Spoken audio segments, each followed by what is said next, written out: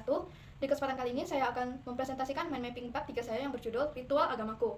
Di sini kita akan membahas 4 poin, yaitu A. Beragamnya ritual keagamaanku, B. Bermaknanya ritual keagamaanku, C. Aku dan ritual keagamaanku, yang D. Ritual berbeda, tujuan sama. Kita akan langsung masuk ke materi A. Yang pertama yaitu beragamnya ritual keagamaanku. Ritual keagamaan merupakan hal yang penting dalam kehidupan umat beragama. Dalam kehidupan yang serba beragam, dapat kita jumpai berbagai jenis ritual, misalnya upacara kenegaraan, upacara adat. Upacara kenegaraan merupakan salah satu ritual yang berhubungan dengan peristiwa kenegaraan, seperti upacara kemiliteran, upacara pengibaran bendera, dan upacara hari-hari besar nasional lainnya. Sementara upacara adat adalah sebagai tradisi yang memiliki banyak perbedaan karena terikat oleh waktu, tempat, dan keadaan di daerah masing-masing. Upacara keagamaan sebagai bagian dari ritual dilakukan dengan penuh keyakinan atau sadar, dapat berupa pemujaan, puja, penghormatan, kebaktian, atau ibadah sehari-hari. Bahasa yang digunakan umat Buddha dalam praktik ritual atau puja bakti merupakan bahasa Pali, Sanskerta, Mandarin, Jawa, dan disesuaikan dengan bahasa di daerah masing-masing. Sikap toleransi dalam kondisi yang beragam sebagaimana sabda Buddha dalam Anguttara Nikaya 3, 288-289 berkaitan dengan 6 dharma yang memiliki tujuan kepada pengikutnya untuk saling mengingat, untuk mencintai, menghormati, tolong-menolong, dan menghindari percekcokan yang dapat menunjang terbentuknya kerukunan dan kesatuan. 6 dharma tersebut terdiri dari yang pertama adalah memancarkan cinta kasih dalam perbuatan sehari-hari. Yang kedua, menggunakan cinta kasih dalam setiap ucapan berbicara dengan etiket yang baik. Yang tiga, selalu mengarahkan pikiran kepada kebajikan. Yang keempat, menerima buah karma yang baik. Yang kelima, melaksanakan moral atau sila. Yang terakhir, pandangan sama yang bersifat membebaskan diri dari penderitaan dan tidak bertengkar karena perbedaan pandangan. Sekarang kita akan masuk yang kedua, bermaknanya ritual keagamaanku. Ritual dalam agama Buddha merupakan suatu kegiatan yang dilakukan untuk melakukan puja atau penghormatan yang dilandasi dengan pengertian yang benar dan keyakinan yang kuat. Ritual sebagai salah satu bentuk praktik dharma dapat dilakukan dengan cara yang berbeda-beda dan beragam. Munculnya berbagai sekte dan aliran dalam agama Buddha dapat mempengaruhi ragam bentuk ritual yang berbeda. Namun, walaupun berbeda-beda, pada intinya, ritual memiliki makna yang sama, yaitu untuk meningkatkan keyakinan dan menumbuhkan rasa bakti kita kepada Buddha, Dharma, dan Sangha. Ritual dan upacara merupakan tradisi puja atau penghormatan yang sudah ada sejak zaman Buddha. Kata puja menurut Saputro merupakan kata yang berasal dari akar kepada puj, baik dalam bahasa Pali maupun Sanskerta yang berarti menghormati, menyembah, memuja, dan lain-lainnya. Puja adalah melakukan penghormatan. Secara harfiah, kata puja adalah muhammad, membaktikan diri, melakukan penghormatan. Puja ditunjukkan kepada Buddha, Bodhisattva, atau dewa yang sangat dihormati sebagai wujud rasa syukur dan terima kasih.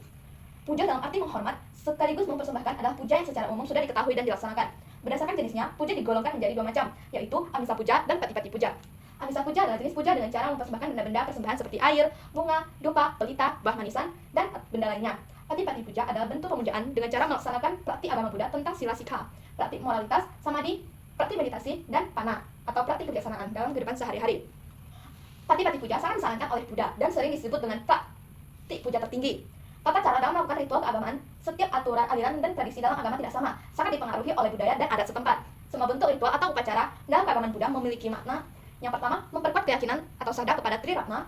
Yang kedua, menyatakan tekad. Yang ketiga, memberikan rasa hormat dan merenungkan sifat-sifat luhur Triratna. Yang keempat, mengembangkan sifat luhur. Yang kelima, mengulang kembali pembabaran dharma. Dan yang terakhir, mengungkap harapan, rasa syukur, dan pelimpahan jasa kebajikan kepada semua makhluk. Yang C adalah aku dan ritual keagamaanku. Kebaktian dalam Kamus Besar Bahasa Indonesia diartikan sebagai rasa tunduk dan khidmat, perbuatan atau bakti, kesetiaan, dan perbuatan baik seperti berdoa dan menyanyikan pujian. Kebaktian merupakan ungkapan rasa bakti dan keyakinan dengan melaksanakan ritual di dalam vihara, cetia, di rumah, atau tempat lain yang digunakan sementara untuk tempat kebaktian. Laksanaan ritual atau ibadah dapat kita lakukan dengan melaksanakan puja bakti rutin di rumah secara pribadi atau bersama dengan keluarga. Yang kedua, sikap fisik dalam ritualku. Ritual fisik merupakan wujud penghormatan kita terhadap Buddha, Dharma, dan Sangha, atas segala berkah yang telah diberikan kepada kita. Ada sikap menghormati, yaitu anjali, namaskara, dan parikina atau padasina. Sikap-sikap ini harus dilakukan dengan penuh hikmat dan penuh perhatian. Yang B, membaca parita, gatha, sutra, atau mantra. Dilakukan dengan penuh hikmat dan penuh pengertian, memahami arti dan makna dari apa yang dibaca atau dilafalkan. Yang ketiga adalah bersamadhi atau meditasi. Dilakukan dengan duduk rileks, memusatkan pikiran kita pada sifat-sifat luhur Buddha, Dharma, dan Sangha. Yang terakhir adalah ritual berbeda tetapi tujuan sama. Prinsip-prinsip dalam ritual terdapat 5 bagian, yaitu menghormati dan merenungkan sifat-sifat luhur dari Triratna, Buddha, Dharma, dan Sangha. Memperkuat keyakinan sadar dengan tekad adithana. Yang ketiga, membina 4 kebenaran mulia. Yang keempat, mengulang dan merenung kembali khotbah-khotbah Buddha. Yang terakhir, praktik dharma dengan melakukan berbagai perbuatan baik kita kepada makhluk lain. Perunungan terhadap Triratna dilakukan dengan merenungkan 3 permata, yaitu permata Buddha, permata Dharma, dan permata Sangha. Dengan praktik ritual, kita juga dapat melaksanakan dharma sebagai ajaran Buddha dengan memancarkan cinta kasih dan kasih sayang serta mengembangkan sifat-sifat luhur yang sudah ada dalam batin kita. Yang kedua, membangun kebersamaan dalam ritual keagamaan Buddha.